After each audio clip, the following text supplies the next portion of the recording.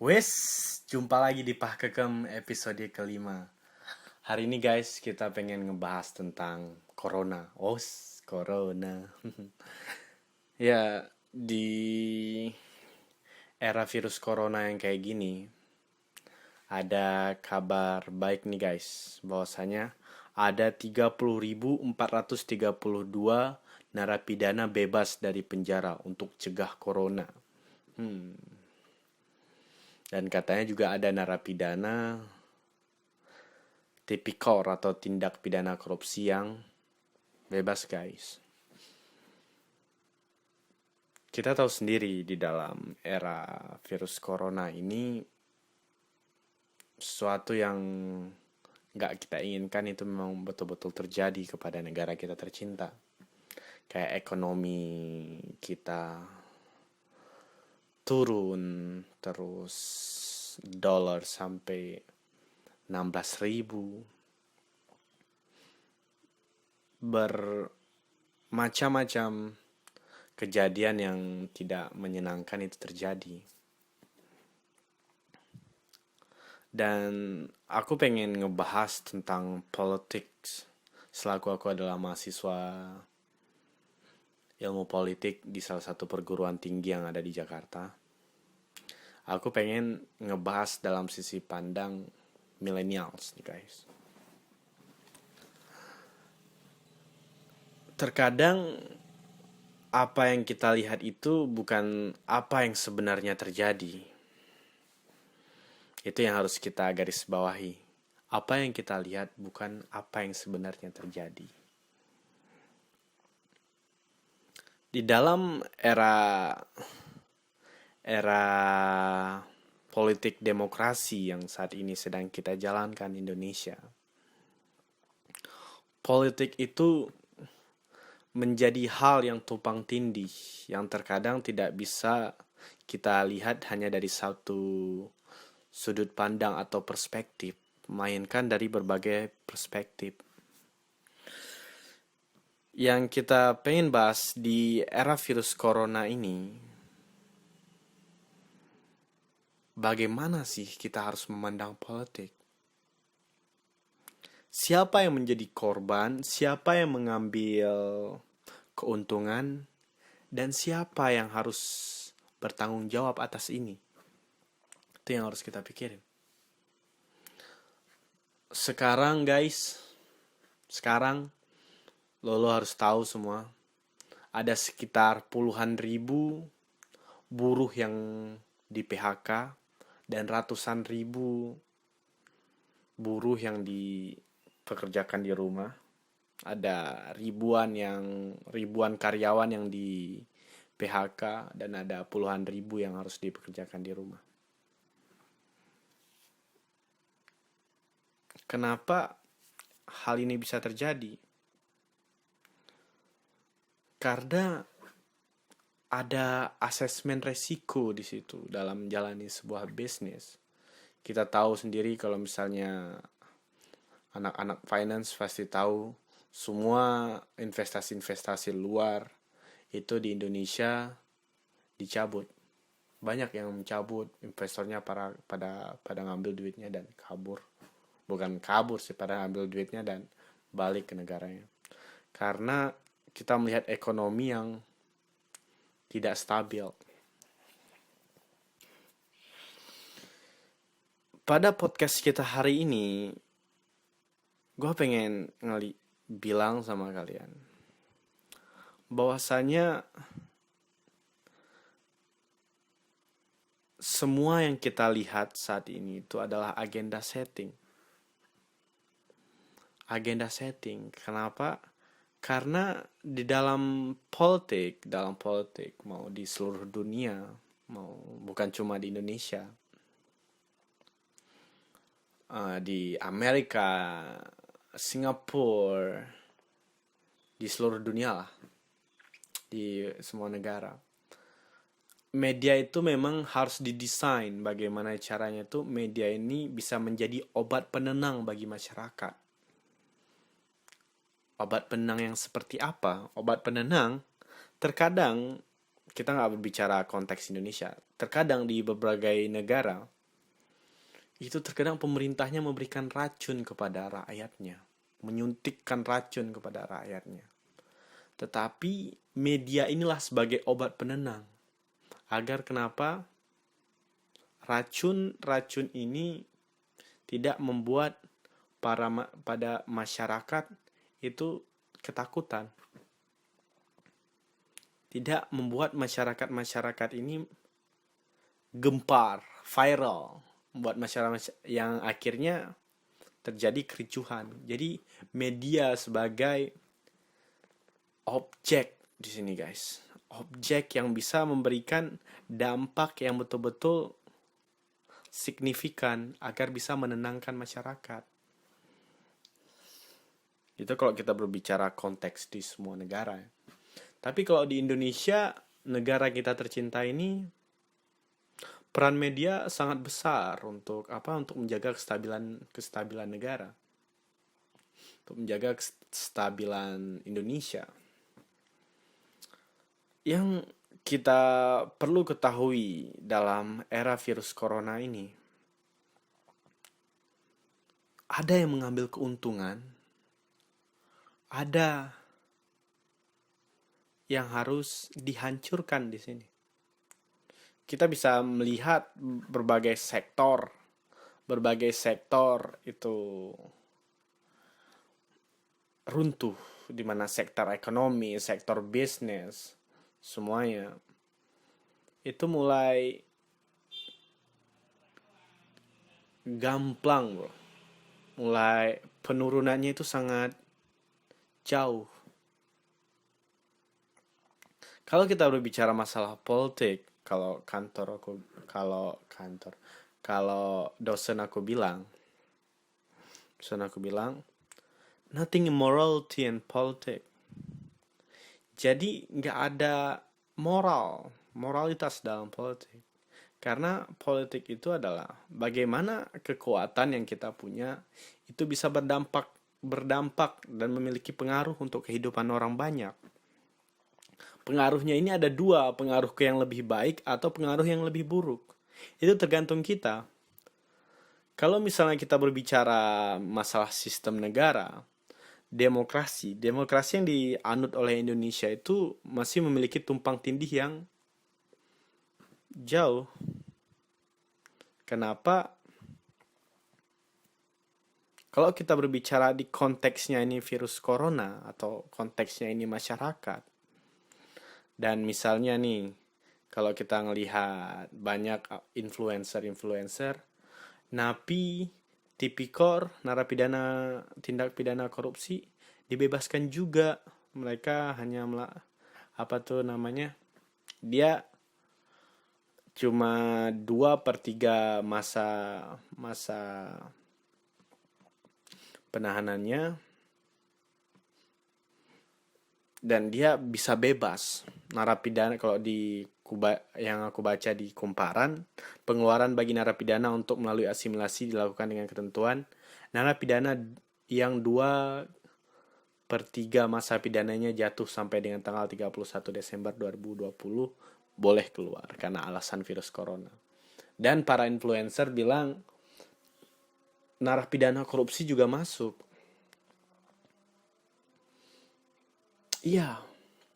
Kenapa itu bisa terjadi?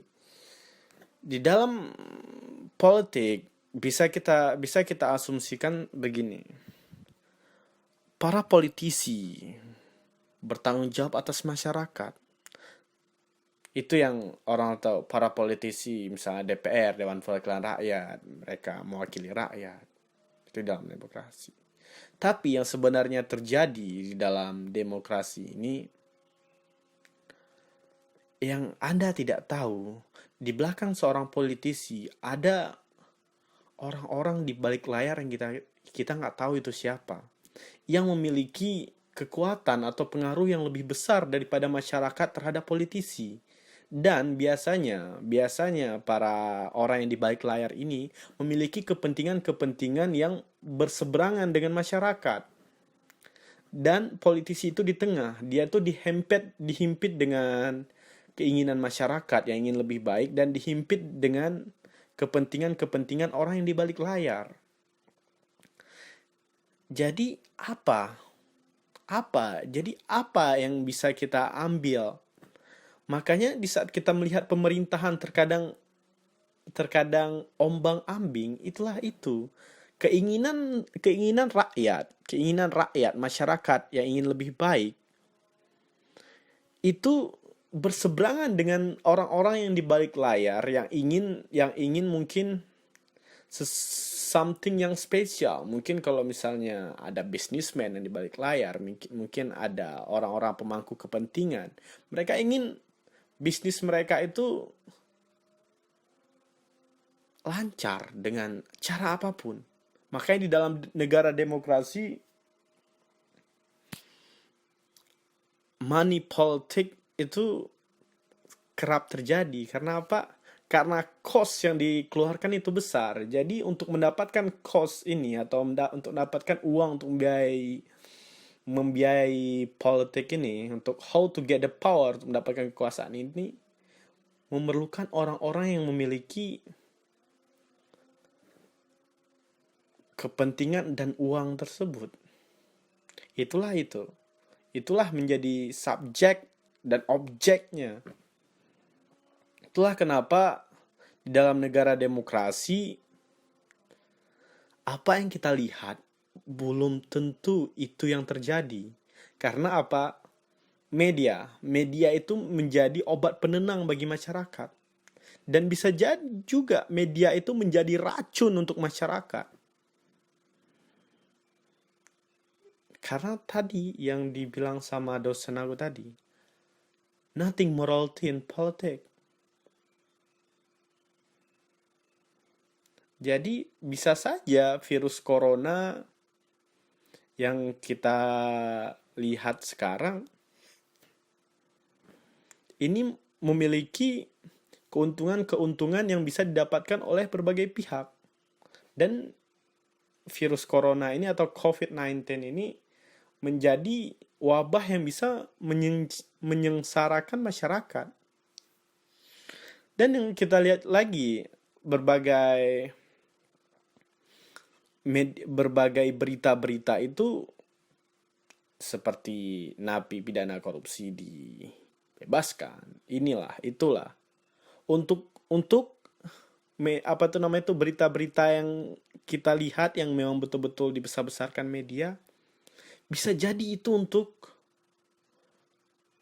mengalihkan dari sesuatu atau sebuah kejadian yang lebih besar. Kayak gitu. Jadi, what is a politic? What is a politic? Apa yang bisa kita gambarkan dari sebuah politik?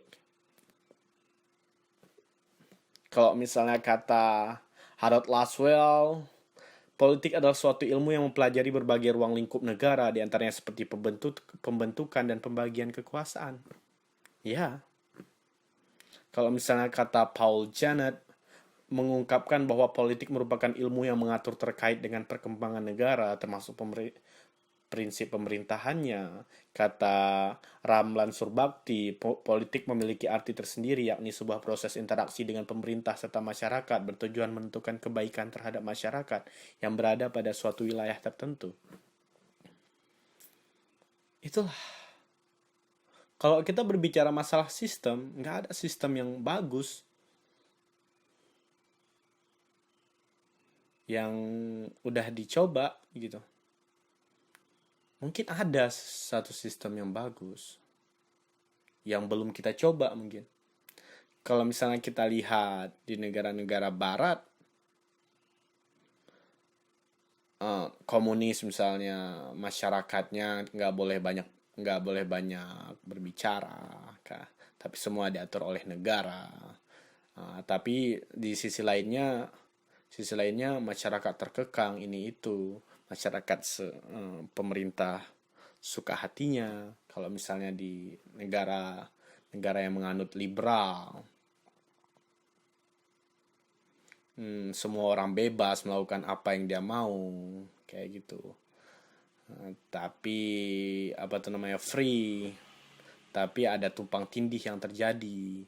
Negara sosialis, kita bersosial, saling membantu.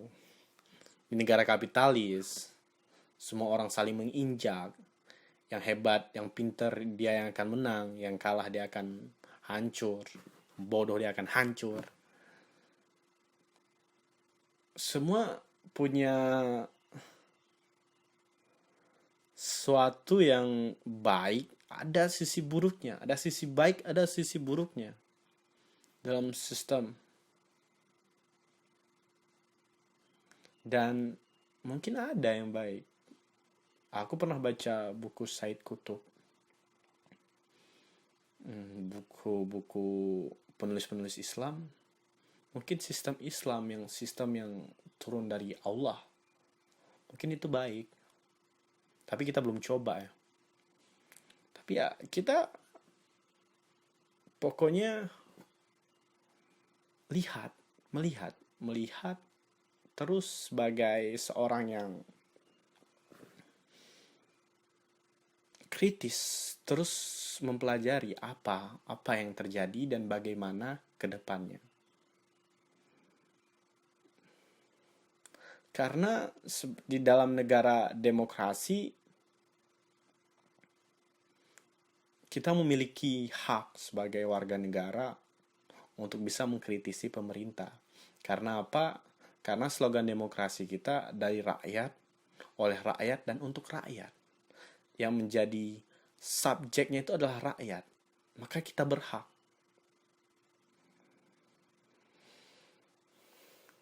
Semua harus kita perbaiki untuk negara kita. Kita berharap COVID ini bisa segera selesai. Kita berharap semua sistem ekonomi kita kembali berjalan dengan lancar. Kita berharap para pemerintah kita bisa menjalani tugas-tugasnya dengan baik.